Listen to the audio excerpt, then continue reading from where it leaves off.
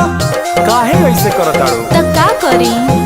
सब फागुन के डूबल माजा में बा बोल कमी कवन तो हर राजा में बा सड़िया करी हलाइल जब से मनवा भइल पागल बा हाय हाय हाय देवरे से दिलवा लागल बा देवरे से दिलवा लागल बा रंगवा से नहीं मन तोहरा से भागल बा होय होय होय देवरे से दिलवा लागल बा देवरे से दिलवा लागल बा।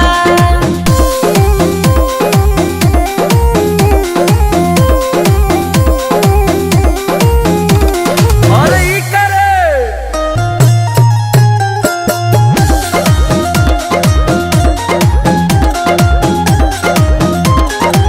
किसिम किसिम के उचोली लावे किन के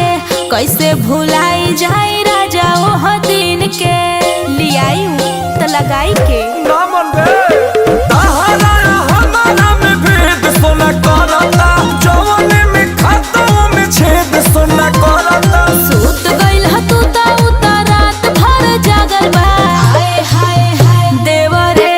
से दिलवा लागल बा देवरे से दिलवा लागल बा।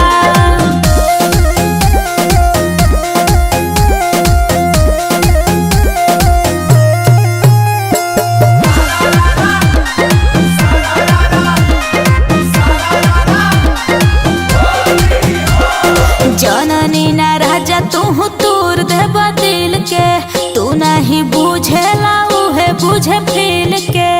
तहरा का बुझाई राजा तोरा कुछ नहीं के बुझा तहरा हमारा